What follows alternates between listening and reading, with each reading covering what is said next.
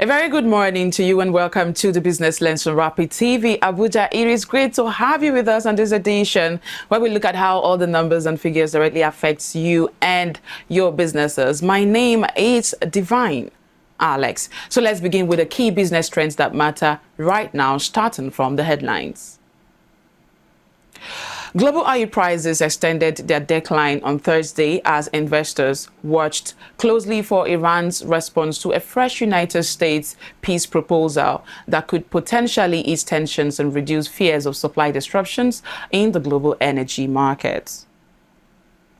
And to the next, where we have the Center for the Promotion of Private Enterprises, CPPE, that has defended the Dangote refinery against monopoly concerns, arguing that Nigeria should focus on protecting and expanding local refining capacity rather than encouraging a return to heavy fuel import dependence.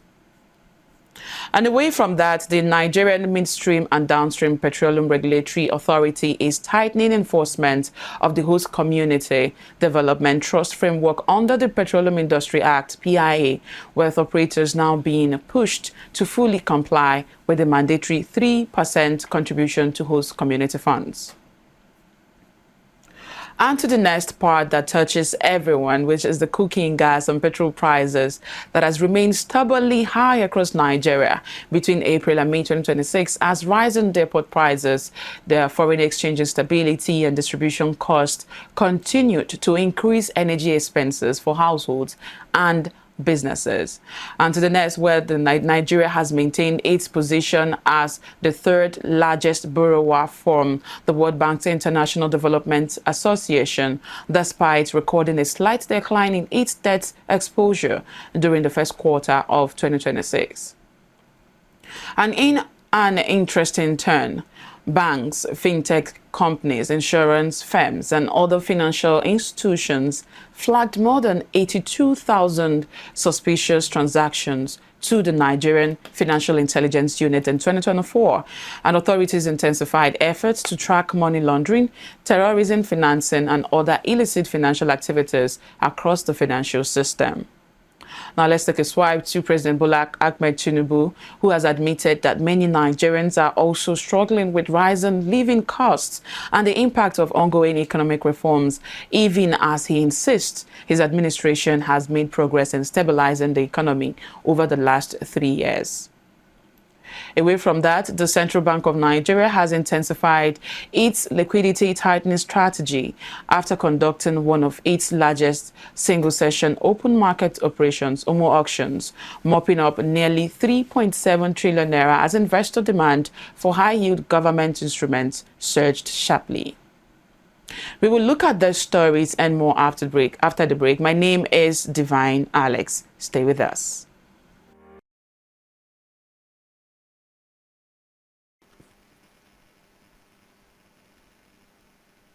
You are welcome back. This is still the Business Lens on Rapid Television, Abuja. My name is Divine Alex.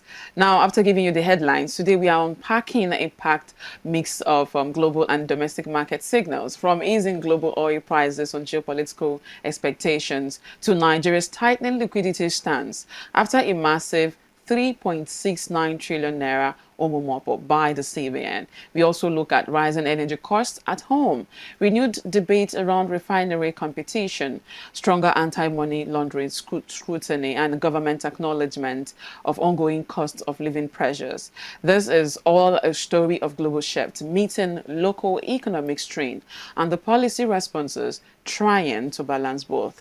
And today, to make sense of the conversation, I have with me economist Abiola Adekunle. Good morning. From Key to Market, and Daniel Efa, who is also a global business analyst. Good morning, Daniel. Thank you for and it's good to have you both here, even though you put surprise me this morning. Now, let's start from the global oil outlook versus the geopolitical risks. Now, oil prices extended declines, right, as markets anticipate a possible easing of Iran and U.S. tensions because of the possible peace deal. Now, how should we interpret this current of wait and see? Let me start with you, Daniel. Well, I think that market is not still out of the waters. I think it's just a reaction. Okay. Even from a technical point of view, you realize that oil is still around 95, right? Moving around $95 per barrel, but then you still have this tendency that it can still go back to the 105, 107 range it has kept for a while. I think that's maintained that for almost like 3-4 weeks. So what it is showing is that yes, market is reacting, but the prices are still high, right? For the oil countries earning money, they are still okay with a $95 per barrel. But for us, in terms of our own macroeconomic conversation, that is still high prices, which was never what we planned. It's just like it's never what we planned in the beginning of the year in terms of the kind of shocks it will create to the economy. I think because we are naturally reactive, right, reactionary in our approach to economic issues, I think we'll just wait and see what the effects will be and how the government responds. Okay, now let me come to you, Economist Abiola. What does a softer oil price environment mean for Nigeria's FX inflows? If the price of oil goes down, becomes lower, what it means that verbatim, we earn less. And if we earn less in USD, it means that there will be verbatim, increased pressure on the naira, because the more we have inflow of dollars, into the country, by whatever means, whether oil, whether other exports, as far as we are earning a whole lot of USD, it's the pressure on naira reduces, because we don't have fewer naira chasing, we don't have a lot of naira rather chasing fewer USD. So softer price environment around crude oil means lower earnings in USD for Nigeria, and that would translate maybe into a higher value of US compared to the naira. So we might be looking at an increase in exchange rates. Oh. Now, if this tension de-escalates, how quickly, are we going to see changes? Is it that there will be downside pressures on oil prices? So I think for Nigeria, I think that in the last 10 years, oil prices going down or up has had almost zero effect. Yeah. In fact, there's been a cost and a blessing, right, for us, really. So and in the last 10 years, same sample size, you realize that we've probably had more stable policies when crude oil was prices were low. So that means that for us right now, because of the fact that we are not maximizing the value from oil, we don't need oil prices to be high. Like, we need it very low. Why? Because then the government's focus has really shifted to increasing the tax net, right? Tax to GDP is abysmally low. About 20 million Nigerians pay tax, and the target is that we want to get to 35 million Nigerians, right? The pressure that we get in terms of subsidy, in terms of paying marketers, or this is longer there. That means that whatever Dangote produces, we buy, and is able to also sell, which has really helped us in terms of our FX, Yes. right? So at the end of the day, you realize that benefit that you get from selling crude at high prices, we don't benefit that, but we take the cost that comes with it. We suffer it. So there's no point having crude oil prices to be high. Let's just stay at the $70 per barrel. If the government can drill more, let them drill more. If they can't drill more, let them just leave it like that and focus on the other parts of the economy, which they've really created so much reforms on. You get so I think that is where an average Nigerian will stand, because at the end of the day, if you are not helping me, don't give me problems, and that is what crude oil is doing to us at the moment. Well, if we look at it on a global scale, that's for Nigeria. Starting it all up means that there's going to be a gap, because right now there is scarcity in a lot of places, and when the Strait of Hormuz is open and everything goes back to normal, for example, Iran has been storing oil for the past 3 months because they have about 50 million barrels, storage facility for barrels.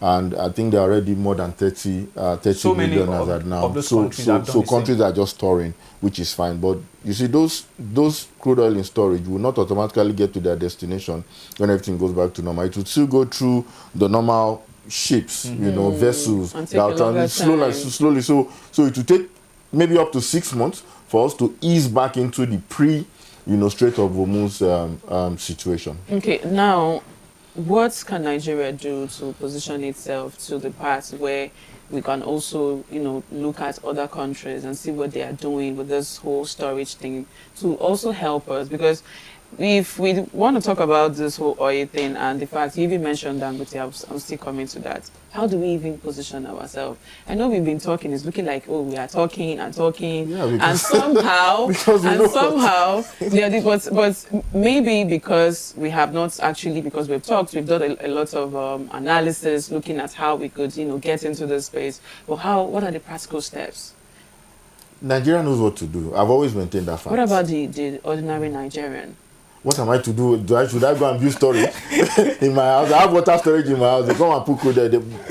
Practically, what we need to do is the government should be in charge more of some of the assets that are very, very peculiar and needed for Nigeria. For example, in terms of oil, we have private companies, that are all over the place, having their own thing going, no problem. But Nigeria should nationalize some things, meaning that the government should have direct, oversight and management of, for example, storage. If we're talking about agriculture now, I was reading a story about ginger in Southern Kaduna and all those things. And someone was asking that, what is our seed bank in Nigeria? I'm sorry to digress, but I'm just trying to explain that there are some things that are very crucial that the government must have a hand in it.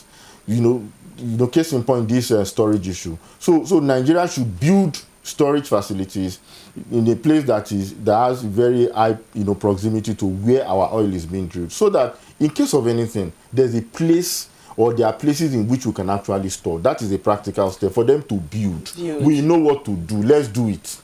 It's even a key conversation. Anything that is security, that is attached to security, whether it is food, whether it's energy, you cannot, no matter how much you say you are opening your market to market-driven forces, you cannot leave those security, whether it is security, physical security, whether it is food, whether it is energy, you cannot leave it to the private hands. You can never. You must be on top of the matter. You must have laws in place that ensures that you can achieve that food security or energy security. So, for example, now, the only depots we have in that stores anything, petrol or anything, are private.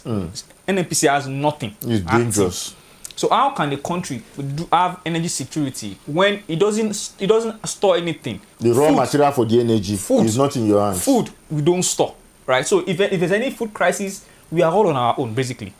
We have to now start looking for an agro expert in Canada that has it. We now start complaining that the prices are high. The reason why the prices are high is because it looks uncontrolled, and the reason why it looks uncontrolled is because government doesn't have a say. And you can't have a say when you don't even have some level of. If you can't have the infrastructure to store, at least have policies in place to control that conversation. It's just like saying that oil prices is at $20 per barrel. Are you telling me people in Saudi Arabia would now buy petrol at what we are buying it here? They would not. It is still even in Iran. You go and watch videos and check the articles. You find out that there's a certain quota that they give people per month that is at a ridiculous price, like extremely all cheap. The countries that because they produce oil. Exactly, all the countries on that coast, India, China, all of them, they were all saying. In fact, Australia was saying we have only 20 days. Petroleum petrol bank left. They were all mentioning the number of days they had left in supply because they were maintaining the price. That is what a government is meant to do. When the ocean crisis happened, countries in Europe were basically doing the same thing for gas because it happened during the winter when it was relatively cold. You cannot put that price on your people. You cannot. So what we do is we push everything because then we've not done this over time, and this is the issue.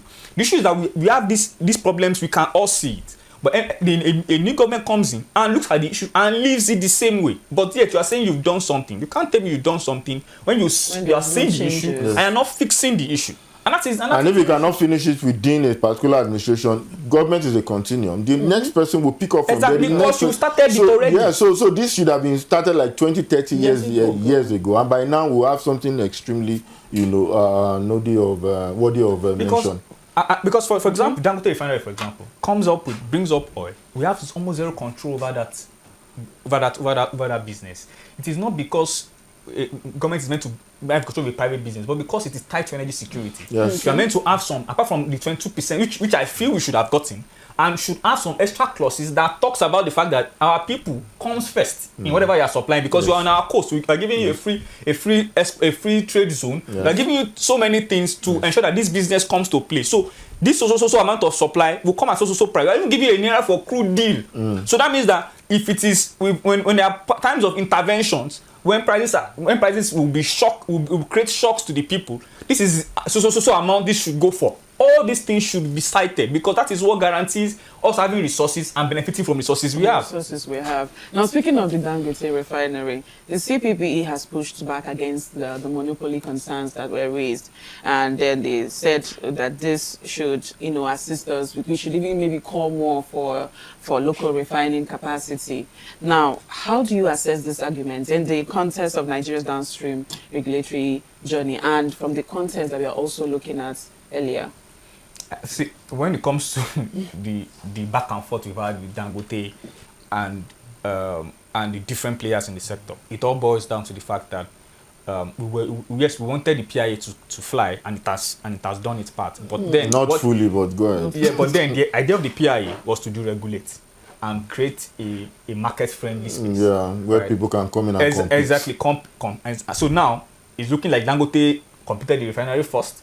It's quite big, swallowing every other refinery close to it, and now looks like it's a monopoly, because he is also pushing for the fact that if you say the market is now open, right, but then in the clause of the laws you're also saying that if you can produce locally, don't import, right? But now you're also pushing for import, because the laws also say that you cannot have a monopoly in any of the streams, whether it is downstream, midstream, or upstream. So now who is winning who? It just shows that in that same law, the government did not properly do its part in taking charge. And that is the thing. If you don't take charge of a sector properly, like that you are meant to, you would have loopholes all around. Players will play to their own benefit. Dangote wants to sell his oil.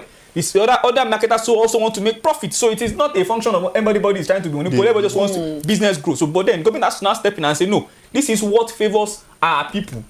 This is what we are doing. Nobody would go against the government in terms of in his own business interest, because you would not win. But then if government doesn't take charge and just sits back because its own role to play, it's not playing it effectively. That's what I wanted to say, that we once spoke about this ownership mentality, that Nigerians need to put Nigerians first. If the government always puts Nigerians first, you see that a lot of these conversations will not come up.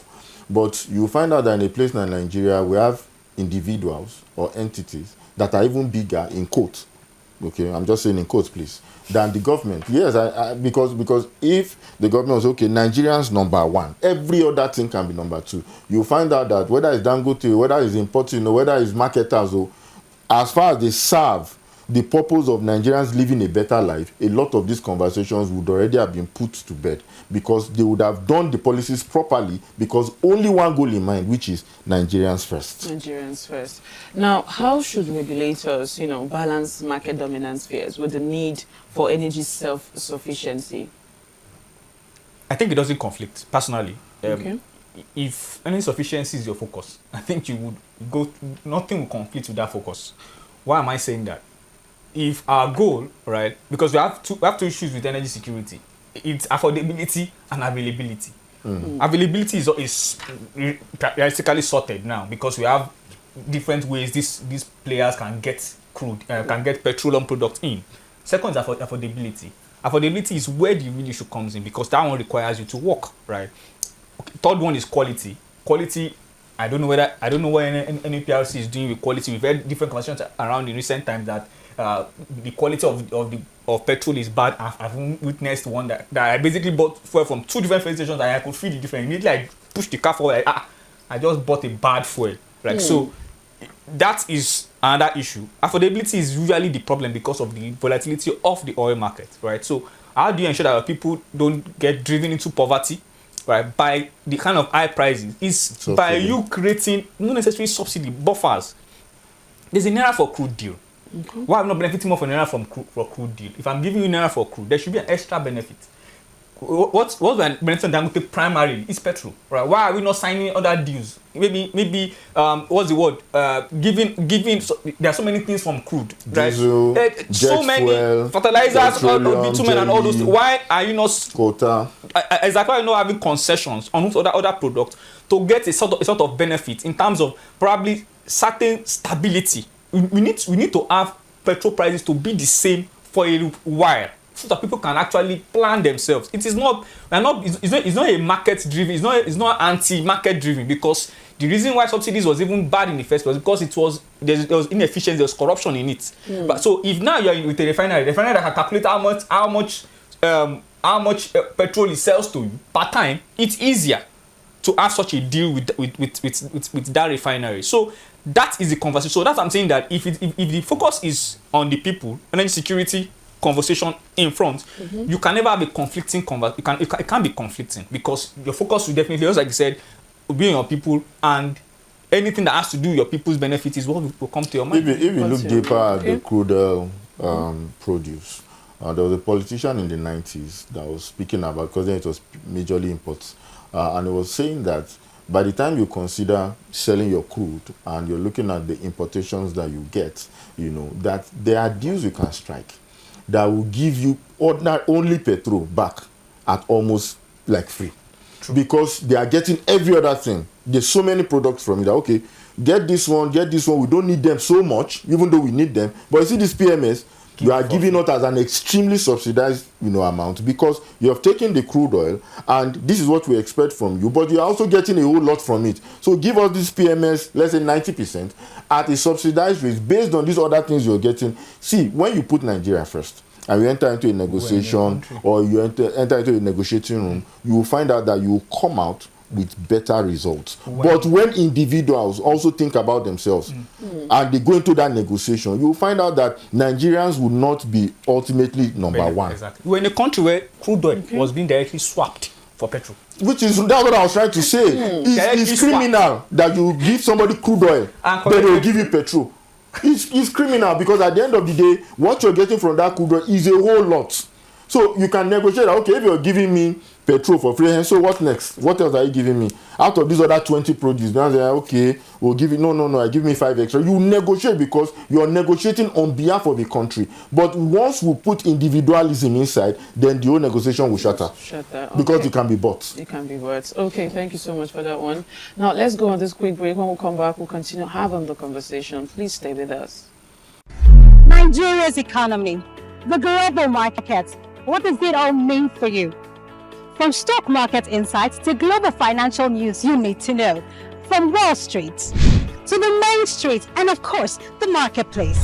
Get the answers you need every week on Business Lens as I bring into focus the stories, strategies, and shifts shaping our economy. No angle is missed as I talk about the business, the people, patterns, and possibilities behind them. Welcome to the Business Lens. Rapid TV, rooted in truth, driven by impact. Okay, you are welcome back. This is still the Business Lens from Rapid Television, Abuja. My name is Divine Alex. And we've been having conversation around the crude oil, the oil prices, and the energy sector. And we also had complaints, like I gave you earlier on the headlines, that people are complaining, right?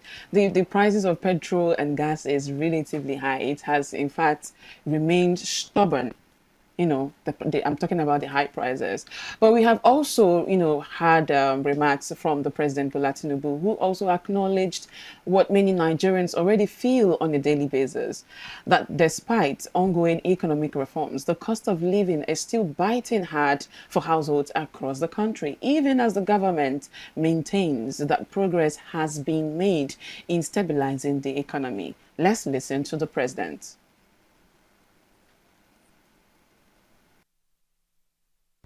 Nigeria's economy, the global market.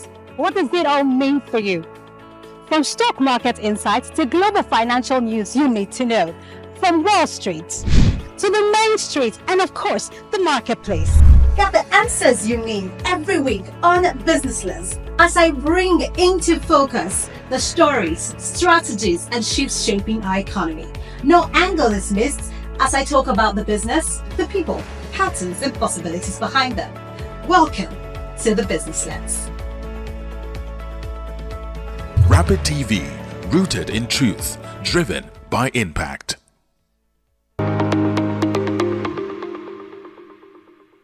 I share the pain with you. I know what it is to reform this economy that was in tatters.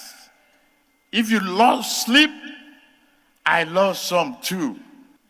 If you have lost weight, I think I've lost some too.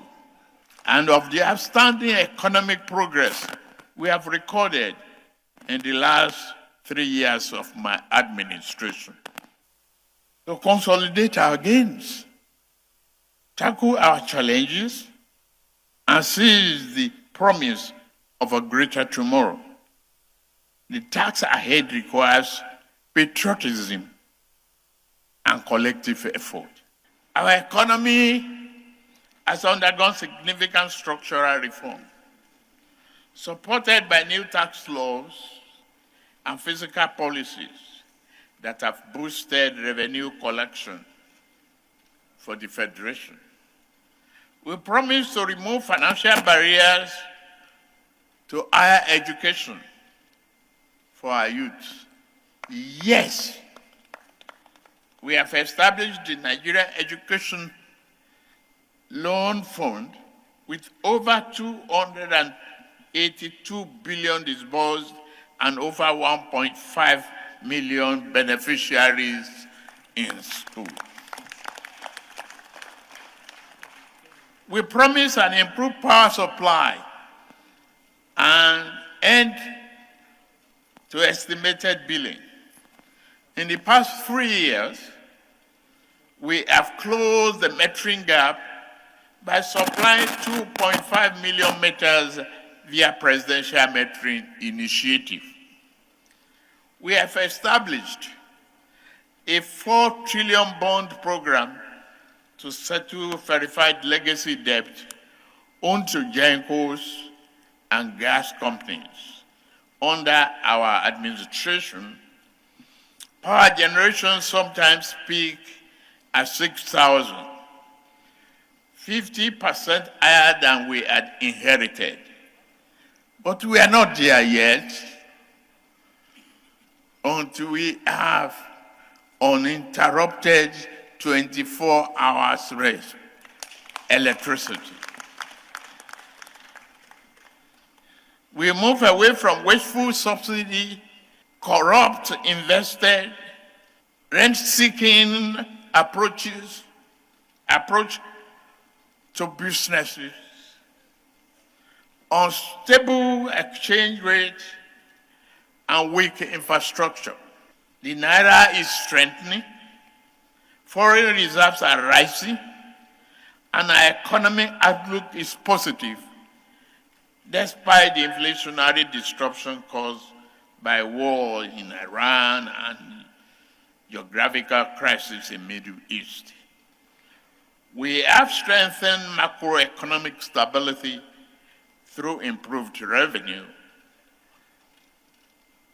The performance is high, financial management, and a better fiscal coordination.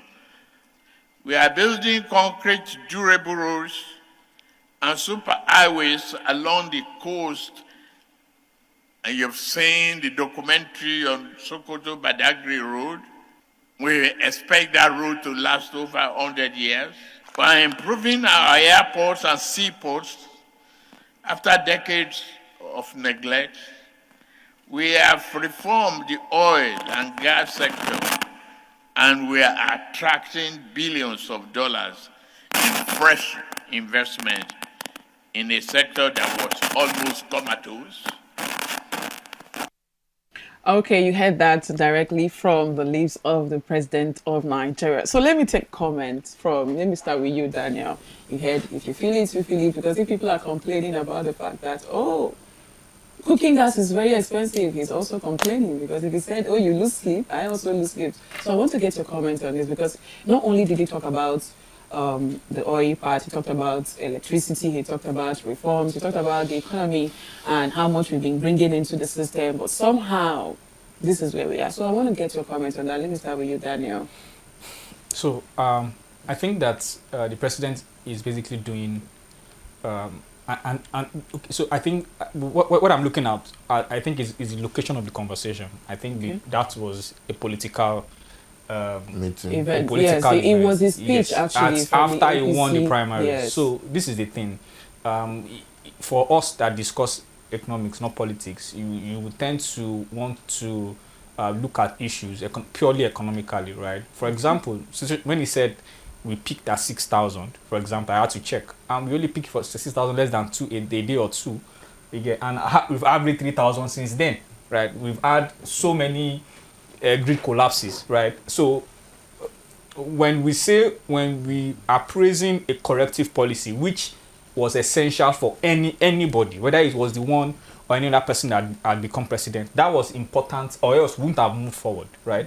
However, it doesn't end there, and I think that more often than not, our policymakers should always focus on the numbers. For example, I was checking the World Bank loans, for example, and I saw that Bangladesh, for example, is one of the World Bank's most successful borrowers in the last 30 years. Why? Because Bangladesh has basically used the IDA loans and have taken people from over 30-something million people from poverty, from extreme poverty to mild, to being able to sustain themselves, and have taken about maybe 15 million away from poverty. That's over 40 million people have benefited directly from loans taken from the World Bank. Because I was comparing with what we've done in Nigeria, the same title of loans for women empowerment. In fact, there's one we collected on renewable energy. Right? I don't know if government did renewable energy close to your area, or maybe in which rural areas had renewable. Because they did, but it's not in my area. Okay, yeah, I understand. So the point remains that the focus of policies is not for government benefit, it's for the people's benefit. So yes, there's a Nelfon conversation there, which I liked, which talked about how many people are beneficiaries. 1.8 million people beneficiaries. That's it. However, is that Nigeria's biggest problems? That's another conversation as a whole. Healthcare. Those are conversations, right? We've taken about 2 loans from World Bank in the last 2-3 years. But on healthcare, I'm just seeing a policy last week that talked about they're trying to go healthcare across the federation. So there are so many things that affect the Nigerian people, right? The reforms basically just what you call gave the Nigerian government, Nigerian policy pockets, Nigerian government just give it a push. That is all. But the people who are the beneficiaries of any policy are yet to see the benefit, and that is the basic truth. For a country like Nigeria, I believe that once the government says something, people should be able to also chorus and say, "Oh, that's true," and this is where I have, a bit of confusion, because if you look at a country like USA, sorry, I know people say, why are you going far? But let me start from there. An average American believes America is a great country. The government of America will also say, we have done this, we have done this. People say yes. People say yes, And if you look at a place like China, which I read recently that more than 80% of Chinese own their own homes.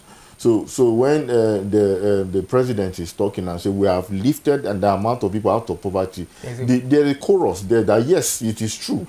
So it must not be true with the government only. It must be true with the government and with the people. If you say now in Abuja that if the government says now that in Abuja averagely we have 5 hours of power, I will say yes. People will chorus because it's closer to reality than for a government to come and say, I didn't say that the president said so, that for a government to come and say in Abuja, we are having 20 hours of electricity constantly. The echo will not be there. So we need to start moving the conversation away from only what the government is saying, because the government cannot write an exam for themselves and mark it by themselves. The people should also be able to say, yes, what they are saying is true. If it is not true, it's 90% true. And for me, that is what I want to see going forward. The government says we have done this, the people say yes, they have done it. In conclusion, if your policy doesn't affect healthcare of the people, it doesn't improve in education, access to the healthcare, and also affordability of the healthcare, if the education is not number one, affordable and quality, because quality is a big conversation, which in our universities now there is a deep, serious issue. We saw what JAMB is using as cut-off marks. So even if you go to the university with a 135 score, you are like, even if you collect 25 nail form, you are likely going to come out half-baked. And now a CEO was coming out to say Nigeria graduates are half-baked. People are complaining. But you are giving money for loans instead of tackling the quality of education, which is the first thing. Another thing is job creation. All right, which of the conversations you had so far talked about job creation? Because if you say you made the reforms difficult for people, at least give them jobs. It's the jobs they have that at least fit them. You can't have job without production. Exactly. In conclusion to your conclusion. Okay. There was a time we had an emergency, I think last month, with one of my staff, and we rushed him to an hospital in Gariki, and we got to the emergency area, no bed, they even told us they cannot attend to him because they were overwhelmed with what they were handling already. And that's not the first time. I've been to that hospital, I think was it last year. I had an emergency and they told us, in fact, not that I pressed, they now took me to their operating room in the emergency district to attend to me. You know, so that is just to give you a direct update on what health can be sometimes. Now for my staff that had the emergency, we had to take him to a children's hospital where the doctor now said, okay, since this is not extreme, he will try and handle it, and he did handle it, and at the end of the day we came out of it. But when you look at health on the wider, we're talking about Abuja, which is the capital of Nigeria. I'm not talking about one obscure village or somewhere, somewhere. So what happens to those people when they have emergencies, like that? Who attends to them? Are there even doctors in those communities anymore? Anyway, thank you so much for all the insights. I wish we could, continue this conversation, but unfortunately our time is fast spent and we have to go. But you heard it, right? Now, we had conversations that moved from global oil movements that is shaped by geopolitics to domestic tightening by the CBN. We talked about the rising household energy costs and the heightened scrutiny of financial transactions. And today's discussion, we also, went to the common Nigerian and the president, who also came out to say, if you feel it, I feel it too, and all that. So let's keep the date again on Thursday for another interesting conversation on the business lens right here on Rapid TV. My name is Divine Alex, and don't forget to stay with Rapid TV always. Bye for now.